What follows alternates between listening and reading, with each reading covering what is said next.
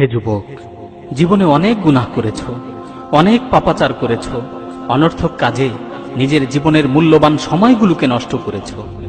হে যুবক, তোমাকে বলছি, এখনো কি সময় হয়নি তোমার রবের দিকে ফিরে আসার? এখনো কি সময় হয়নি তোমার রবের দিকে প্রত্যাবর্তন করার? আর কত সময় তুমি গুনায় বিফল হয়ে থাকবে? আর কত সময় তুমি পাপের সমুদ্রে হাবুডুবু খাবে? আর কত সময় তুমি তোমার প্রতিপালক সম্পর্কে উদাসীন হয়ে থাকবে? তোমার প্রতিপালক তোমাকে লক্ষ্য করে বলছেন, ইয়া আইয়ুহাল ইনসানু মা গাররাকা বিরাব্বিকাল কারীম। হে লোক সকল, হে মানুষ, কোন জিনিস তোমাকে তোমার প্রতিপালক সম্পর্কে উদাসীন করে রাখলো? কোন জিনিস তোমাকে তোমার প্রতিপালক সম্পর্কে গাফেল করে রাখলো? হে যুবক, তুমি পাহাড় সমপরিমাণ গুনাহ করে ফেলেছ। গুনাহ করতে করতে গুনার সমুদ্রে হাবুডুবু খাচ্ছ। পৃথিবীর এমন কোনো খারাপ কাজ বাদ নেই যেটা তুমি করনি। পৃথিবীর এমন কোনো পাপাচার বাদ নেই যেটা তুমি করনি। তুমি মনে মনে ভাবছো যে আল্লাহ সুবহানাহু ওয়া তাআলা তোমাকে কখনোই ক্ষমা করবেন না। আল্লাহর রহমতের ব্যাপারে তুমি নৈরাশ হয়ে গেছো।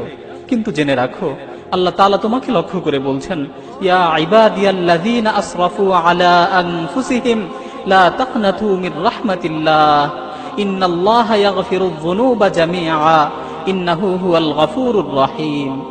হে আমার বান্দারা, যারা নিজেদের উপর জুলুম করেছো, যারা নিজেদের উপর অবিচার করেছো, যারা নিজেদের ব্যাপারে সীমা লঙ্ঘন করেছো, লা তাকনাতু মির রাহমাতিল্লাহ, তোমরা আল্লাহর রহমতের ব্যাপারে নৈরাশ হয়ে যেও না।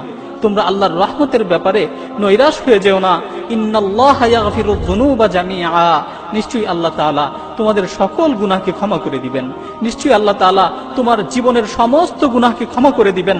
ইন্নাহু হুয়াল গফুরুর রহিম, নিশ্চয়ই তিনি ক্ষমাশীল ও পরম দয়ালু।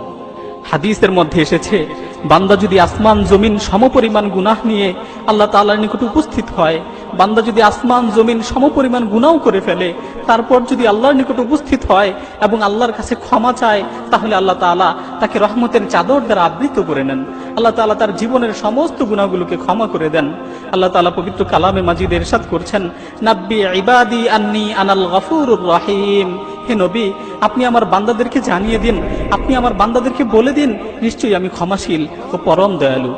ক্ষমাশীল ও দয়ালু আল্লাহ আমাদের জন্য তার ক্ষমার হাতকে বিছিয়ে রেখেছেন, আমাদের জন্য তার রহমতের হাতকে সম্প্রসারিত করে রেখেছেন।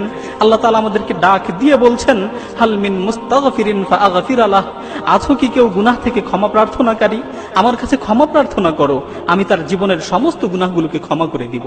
আল্লাহ তাআলা আমাদেরকে ডাকছেন, আমাদের মতো পাপিষ্ঠ বান্দাদের ডাক দিয়ে বলছেন, হাল মিন মুস্তাগফিরিন ফাআগফির লাহ। আছো কি কেউ গুনাহ থেকে ক্ষমা প্রার্থনাকারী? আমার কাছে ক্ষমা চাও, আমি তাকে ক্ষমা করে দিব। আসুন না, একনিষ্ঠতার সাথে আল্লাহর কাছে ক্ষমা চাই। নিজের জীবনের সকল অপরাধের কথা স্মরণ করে দুহাত তুলে আল্লাহ সুবহানাহু ওয়া তাআলার কাছে ফরিয়াদ করে বলি, রব্বানা যালামনা আনফুসানা ওয়া ইল্লাম তাগফির লানা ওয়া তারহামনা লানাকুনান্না মিনাল খাসিরিন। হে আল্লাহ, আমরা নিজেদের উপর জুলুম করেছি। হে আমাদের রব, আমরা নিজেদের উপর জুলুম করেছি, আমরা আমাদের উপর অন্যায় করেছি, অবিচার করেছি। আপনি যদি আমাদেরকে ক্ষমা না করেন, আপনি যদি আমাদের উপর দয়া না করেন, তাহলে আমরা ক্ষতিগ্রস্তদের অন্তর্ভুক্ত হয়ে যাব, আমরা ধ্বংস হয়ে যাব, আমরা ক্ষতিগ্রস্তদের অন্তর্ভুক্ত হয়ে যাব।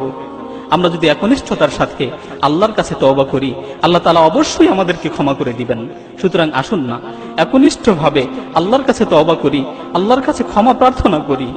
আল্লাহ তাআলা যেন আমাদের তওবাকে কবুল করে আমাদেরকে তাওয়াবিন ও মুতাতাহহিরিনদের মাঝে অন্তর্ভুক্ত করে নেন। আমিন।